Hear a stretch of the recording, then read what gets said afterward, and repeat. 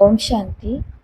आज जिस मुरली का हम रिवीजन करने वाले हैं वो मुरली है 7 अप्रैल 1981 की। बाबा बच्चों का भाग्य देख रहे हैं। बाबा ने कहा बच्चों को भाग्य प्राप्त हुआ है त्याग के पीछे, तो इस बात की बाबा मुबारक दे रहे हैं।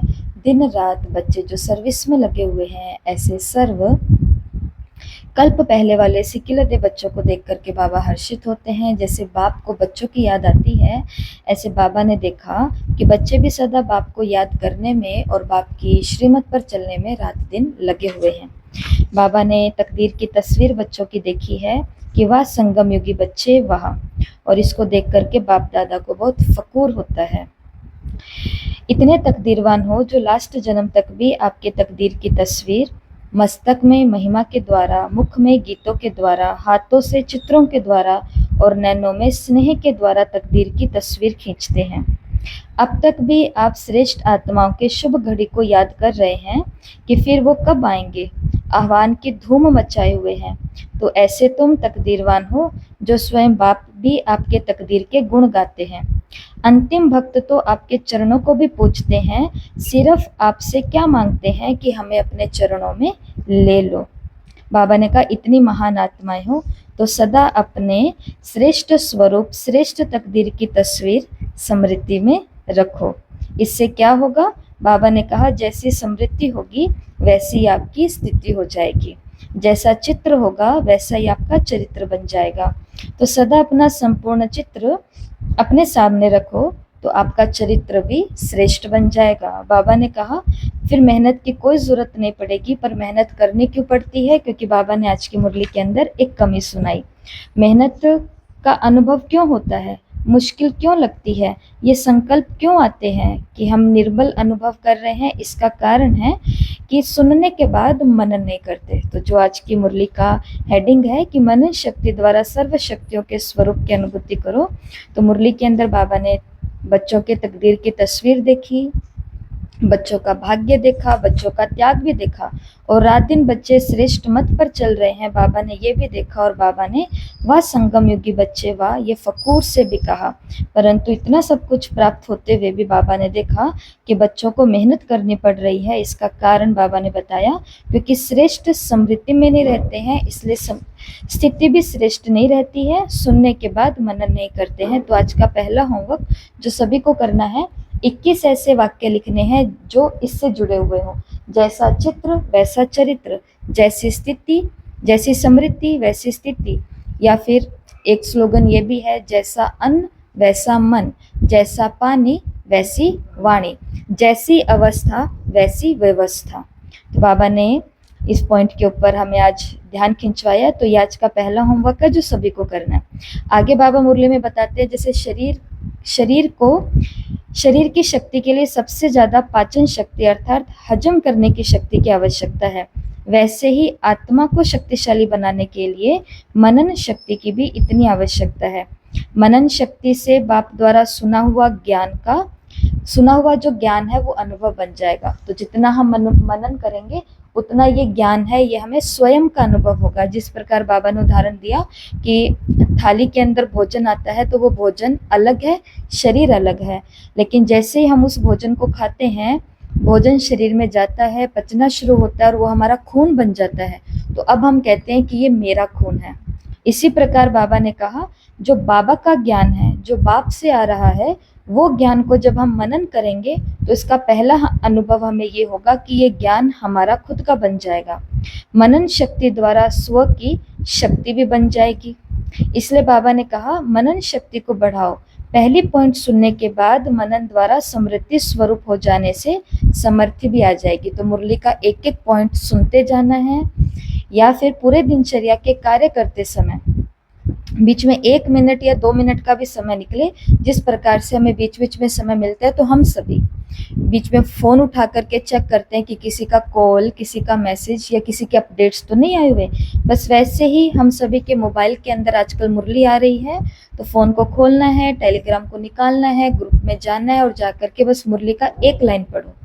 मुरली की एक लाइन को पढ़ने के बाद भी, जैसे कि आज की मुरली में बाबा ने कहा कि ज्ञान की हर पॉइंट मनन द्वारा स्वयं की शक्ति बन जाएगी।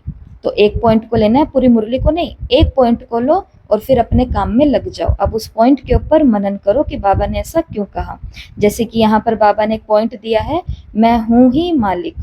तो अब जैसे ये पॉइंट है, मैं हूं ही मालिक, तो इसका मनन करेंगे तो इससे हम खुद को अनुभव भी करेंगे कि मैं किसी का दास नहीं, मैं किसी का गुलाम नहीं, ना इस शरीर का, ना कर्म इंद्रियों का, ना अपने मन बुद्धि संस्कार का। मैं हूं ही मालिक, इस पॉइंट का अगर हम मनन करेंगे तो ये पॉइंट हमारी शक्ति बन जाएगी और ये पॉइंट हमारी समृद्धि के अंदर आकर के हमें समर्थ बनाएगी। 3 बातें बाबा ने कही। सबसे बड़ी से बड़ी शक्ति है अनुभवी स्वरूप बनना। बाबा ने कहा जैसे कि ड्रामा की पॉइंट है, तो सिर्फ ड्रामा है ये कहने या सुनने मात्र से नहीं, लेकिन चलते फिरते अपने को हीरो एक्टर अनुभव करते हो तो मनन शक्ति द्वारा अनुभव स्वरूप हो जाना ही विशेष आत्मिक शक्ति है।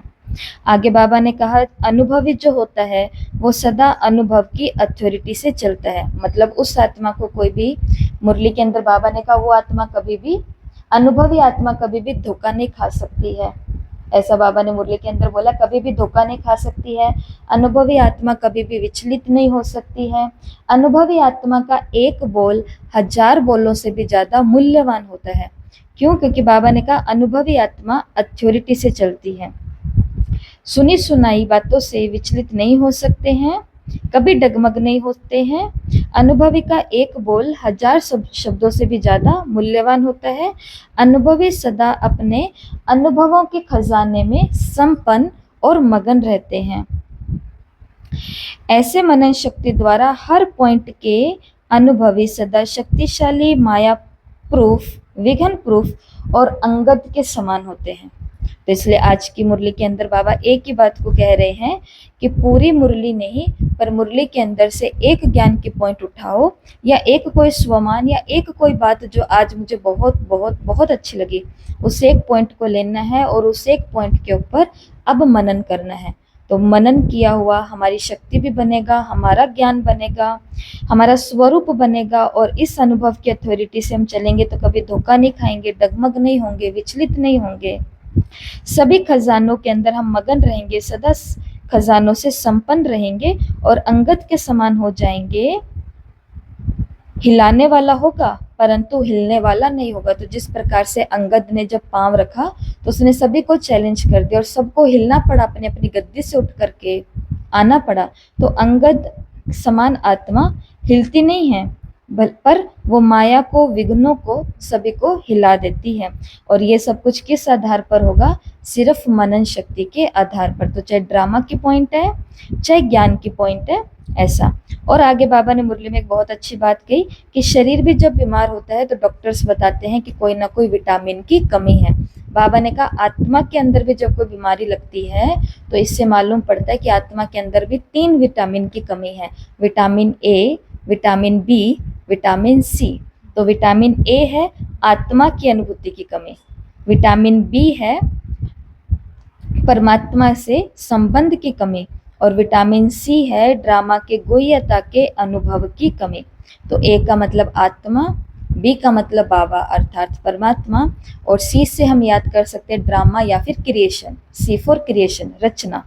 तो यह है ड्रामा। तो बाबा ने कहा संपर्क में आने वालों के विशेषताओं की अनुभूति की कमी, सर्व शक्तियों के स्वरूप के अनुभूति की कमी, और वही कमी मनन शक्ति के द्वारा भरो। तो बाबा ने कहा विटामिन की कमी हो गई है, अब ये कमी कैसे भरेगी? तो उसके लिए हमें अपनी मनन शक्ति को बढ़ाना पड़ेगा। और बाबा ने एक मुख्य बात यहाँ पर कही कि श्रोता स्वरूप व भाषणकर्ता स्वरूप सिर्फ ये आत्मा को शक्तिशाली नहीं बनाते हैं। हम सुनने में बहुत अच्छे हैं और हम ज्ञान सुनाने में और भाषण करने में बहुत अच्छे हैं, लेकिन बाबा ने कहा मात्र सुनने से और भाषण करने से हम ये नहीं पता लगा सकते कि आत्मा बहुत शक्तिशाली हो सकता है। जो हमें सुना रहे हैं या जो हमारे सामने बैठ करके बहुत अच्छे से सुन रहे हैं और हम भाषण करते जा रहे हैं, तो भाषण करने वाले के लिए बाबा ने कहा जरूरी नहीं है कि वो आत्मा भी शक्तिशाली होगी। हो सकता है कि वो अपने निजी जीवन की छोटी छोटी परिस्थितियों में हार खा रहे होंगे। इसलिए आज बाबा ने कहा कि ज्ञान स्वरूप अर्थात अनुभव का स्वरूप बनो, अनुभव को बढ़ाओ, और उसका आधार है मनन शक्ति। आज बाबा बार बार कह रहे हैं। तो आत्मा की कमियों के बारे में बाबा ने बताया। आत्मा की जो कमियां हैं वो कैसे भरेगी? मनन से। तो मनन के अंदर रहना है हमें मगन, और अंतर्मुक्त स्वरूप में समाते जाना है, जिसके लिए बाबा ने कहा कि अनेक तालाबों का पानी तो आपने पी ही लिया, अब तो सागर में समा जाओ। मगन अर्थात मोहब्बत के सागर में समाया हुआ, ऐसा समाया हुआ जिससे कोई भी अलग नहीं कर सकता। तो अब मेहनत से छूटो, बाह्य मुक्ता को छोड़ो, मेहनत को छोड़ो, अनुभवों के अंतर्मुक्ता स्वरूप में सदा समा जाओ। और बाबा ने कहा एक दो अनुभव नहीं, ऐसे नहीं कि जब हम ज्ञान में आए थे तब से लेकर के आज तक एक ही अनुभव सभी को सुना रहे हैं, दो ही अनुभव सबको सुना रहे हैं। बाबा ने कहा ज्ञान स्वरूप आत्मा अर्थात अनुभव स्वरूप आत्मा अर्थात जिसको सुबह से लेकर के रात तक हर दिन कोई ना कोई बहुत विशेष अनुभूति हो रही है, छुटपुट अनुभव नहीं, कोई खास अनुभव जो हर दिन आत्मा को हो रहा है। और वो किस आधार पर होगा? वो होगा मनन शक्ति के आधार पर। तो यहाँ पर ये मुरली पूरी होती है। मुरली बहुत अच्छी है। आगे बाबा ने पार्टी से मुलाकात की है, वो हम सभी अपने आप से पढ़ेंगे। तो एक बारी मुरली के इन 12 पॉइंट्स को हम रिवाइज कर लेते हैं। मुरली की शुरुआत बाबा ने की कि बाबा बच्चों की तकदीर की तस्वीर को देख रहे हैं। बाबा देख रहे हैं कि जैसे बाबा बच्चों को याद करते हैं, बच्चे भी बाबा को याद करने में, बाबा की श्रीमत पर चलने में रात दिन लगे हुए हैं, अथक होकर के लगे हुए हैं। बाबा ने नैनों के अंदर, मस्तक के अंदर, मुख के अंदर, यहाँ तक कि चरणों को भी बाबा ने देखा कि अंतिम भक्त तक भी यही मांग कर रहा है आप श्रेष्ठ आत्मा से कि हमें अपने चरणों में ले लो। तो बाबा ने कहा आप इतने श्रेष्ठ हो जो भगवान भी आपके गीत गा रहा है, मुख के द्वारा गीत गा रहा है। लेकिन बाबा ने देखा कितना सब कुछ होते हुए भी मेहनत क्यों करनी पड़ती है, क्योंकि बाबा ने कमी देखी कि जैसी स्थिति जैसी समृद्धि वैसी स्थिति नहीं रहती है, क्योंकि समृद्धि अगर ऊंची नहीं है तो स्थिति भी ऊंची नहीं। तो इसलिए ये चित्र भी अगर अपने सामने पूज्य चित्र नहीं रहेगा तो वैसा चरित्र भी हमारा नहीं बनेगा। और कमी बाबा ने देखी मनन शक्ति की कमी है। मनन शक्ति की कमी के कारण, और अगर हम मनन शक्ति को बढ़ा लें तो उससे क्या होगा? ज्ञान स्वयं का अनुभव होगा, ज्ञान से हमें शक्ति का अनुभव होगा, हमारा रूप समर्थ बन जाएगा, हम सदा अनुभवी आत्मा बन जाएंगे, अनुभवों की अथॉरिटी बन जाएंगे। अथॉरिटी आत्मा कभी भी धोखा नहीं खाती, किसी बात में डगमग या विचलित नहीं होती है। अनुभवी आत्मा का एक बोल 1000 बोलों से भी ज्यादा मूल्यवान है। लोग 1000 बोल बोलेंगे, अनुभवी आत्मा सिर्फ एक बोल बोलेगी और बात वहीं समाप्त। अनुभवी आत्मा सभी खजानों से संपन्न भरपूर होती है, सभी खजानों में मगन होती है। अनुभवी आत्मा अंगद के समान होती है, वो माया प्रूफ, विघ्न प्रूफ होगी, वो सर्वशक्तिवान होगी, वो माया को, विघ्नों को हिला देगी, परंतु अंगद समान आत्मा खुद नहीं हिलेगी। ये कौन सी आत्मा? जो अनुभवी होती है। बाबा ने फिर कमियों को देखा, जैसे शरीर के अंदर कमजोरी आ जाती है तो विटामिन की कमी है, ऐसे आत्मा के अंदर जो कमजोरी आई है तो विटामिन की कमी। इसलिए आत्मा की अनुभूति को, ज्ञान को बाबा ने कहा, भाषण को बढ़ाया, सुनने को बढ़ाया। क्लासेस आज हमारे मोबाइल पर कितनी आ रही है, सुनते जाओ सुनते जाओ सुनते जाओ, पूरा दिन सुनते जाओ। तो बाबा ने कहा श्रोता भी अच्छे बने और बोलते जाओ बोलते जाओ, बोलने वाले, भाषण करने वाले भी अच्छे बने। लेकिन बाबा ने फिर भी देखा कि आत्मा में कमजोरी आई है। क्यों? क्योंकि अनुभव की कमजोरी है। तो ए, विटामिन ए आत्मा की अनुभूति, विटामिन बी परमात्मा की अनुभूति करनी है, और विटामिन सी अर्थात क्रिएशन, ड्रामा की अनुभूति करनी है। अब क्रिएशन के अंदर सभी संपर्क आ गए हैं, सभी संबंध आ गए, तो सभी संबंध संपर्क हमारे बाबा से हैं, ये भी हमको अनुभव प्रैक्टिकली करना है। और बाबा ने कहा तालाबों के अंदर बहुत डुबकियां लगाई है, बहुत सभी तालाबों का पानी पी लिया है, अब सागर के तले में चले जाओ, अर्थात मनन से मगन अवस्था तक जाओ, अंतर्मुखी बनते जाओ, अंतर्मुक्ता में समाते जाओ। बाह्यमुखी नहीं बनना, जिसके लिए बाबा ने शब्द बोला कि मेहनत को छोड़ो, बाह्यमुक्ता को छोड़ो और अनुभव के अंतर्मुक्ता के स्वरूप में समा जाओ, मोहब्बत के सागर में समा जाओ। ऐसा बाबा ने आज की मुरली में कहा। तो आज का पहला होमवर्क हम सभी ने सुन लिया है, और दूसरा होमवर्क जो प्रैक्टिकली हम सभी करेंगे वो ये होगा कि इस मुरली में से, आज की ये जो 7 अप्रैल की मुरली है, इस मुरली के अंदर से आपको कोई भी एक महावाक्य जो आपको बहुत ज़्यादा अच्छा लग रहा है वो एक पॉइंट उठाना है और उस एक पॉइंट के ऊपर आपको मंथन करना है। ठीक है। और मंथन करने के 10 पॉइंट आपको भेज दिए जाएंगे। मंथन करने का तरीका क्या होता है, तो जो आज की मुरली चल रही है, मनन करना है, मनन करना है, ये सिर्फ हमको याद नहीं करना कि मनन करना है, पर आज सच में हमें कोई पॉइंट के ऊपर मनन करना है, ठीक है। तो पहला काम आपको इस पूरी मुरली में से कोई भी एक पॉइंट को चूज करना है कि मुझे किस पॉइंट पर मनन करना है। जैसे कि मानो पॉइंट हमने ले लिया है कि मनन शक्ति के द्वारा आप कमजोरियों को भरो, ये पॉइंट ले लिया।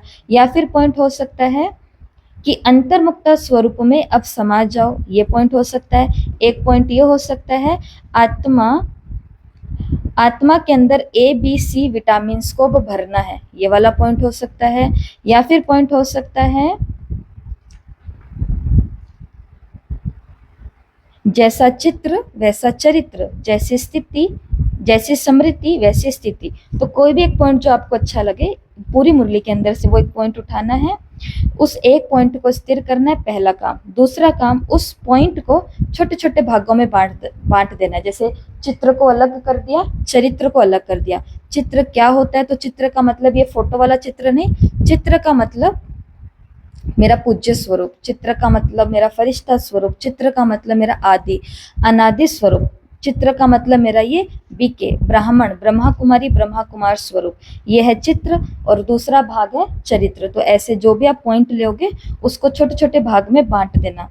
फिर इसे वास्तविक जीवन की स्थितियों से जोड़ना कि अभी मेरा चित्र है बीके का, तो क्या मेरा चरित्र आज ऐसा है, तो वर्तमान के अंदर मेरी स्थिति कैसी है उसके साथ इसको जोड़ना, अर्थ को गहराई से समझना, ये है चौथा काम। अगला काम है भावनात्मक रूप से जुड़ना कि जब मेरा चित्र ऐसा है, मेरा चरित्र ऐसा होगा, तो लोगों को, सामने बैठे हुए लोगों को, मिलने जुलने वाले लोगों को, संपर्क संबंध में आने वाले लोगों को कौन सी भावनाएं मेरे से महसूस होगी, इसको कहते हैं भावनात्मक रूप से जुड़ना।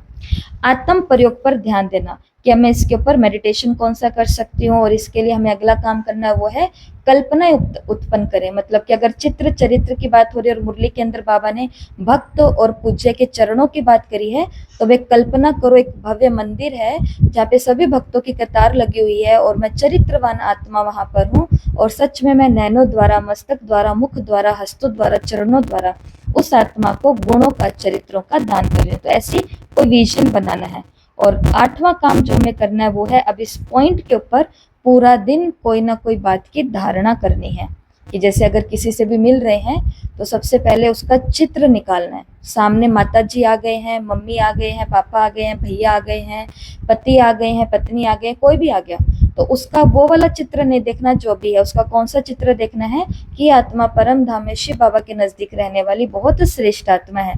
तो उसका चित्र भी वैसा निकालना, उसका चरित्र भी फिर हमें गुस्से वाला नहीं दिखेगा, रोष रोब वाला नहीं दिखेगा, चरित्र भी वैसा दिखेगा। इसको बोलते हैं पूरे दिन में अब इसे धारण करना।